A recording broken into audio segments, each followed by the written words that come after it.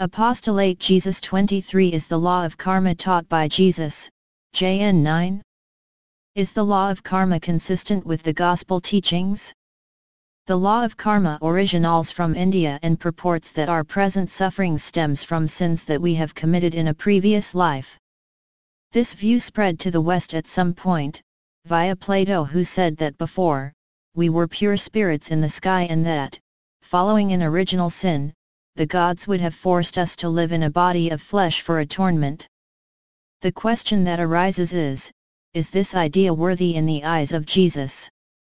Well, the answer, he gives it in chapter 9 of the Gospel according to St. John. He encountered a blind man by birth and the apostles are surprised.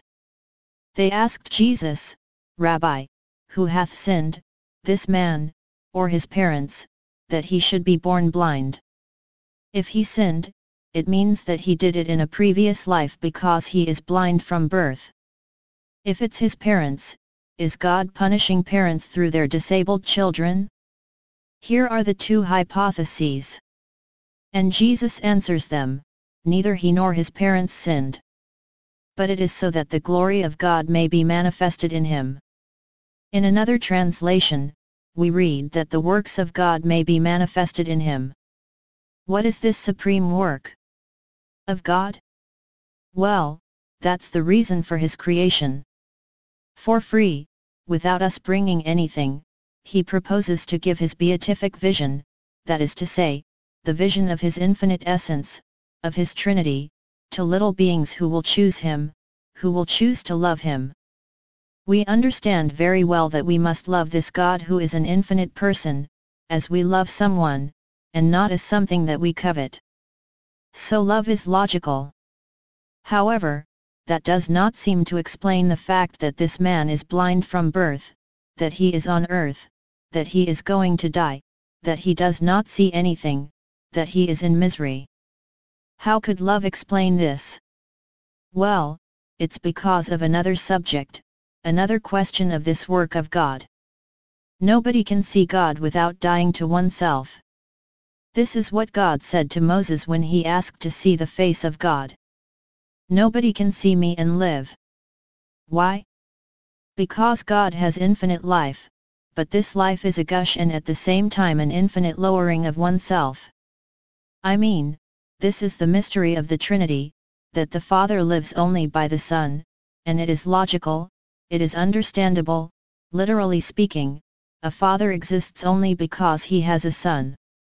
Well, in the Trinity, the Father exalts the Son above him, and the Son, eternal in God, who is the Father's self-contemplation, lives only by the Father. A Son exists only because he has a Father and he exalts him above him, saying, "The Father is greater than me." And the Holy Spirit, who is their mutual love, exalts the two because it is only their love and so he puts them above him. He, the infinite God, all-powerful, does not stop lowering. Seeing such a God face to face is obviously for us, who we believe something upsetting.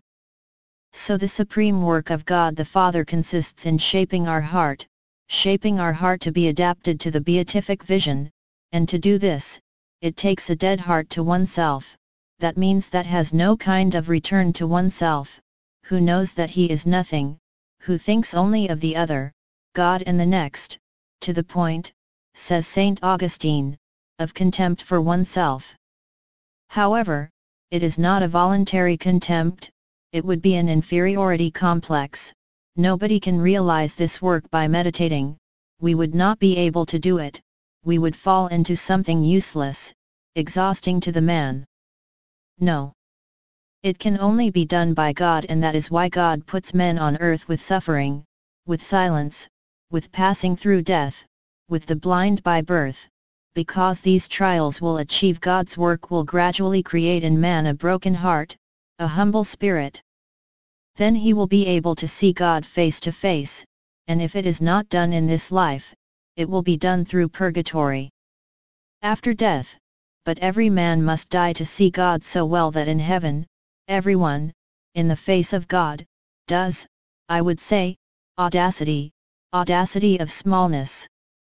Everyone puts God above him, which is normal, but God puts each of us above him, which is frightening and yet real. It is therefore a paradise of humility and love.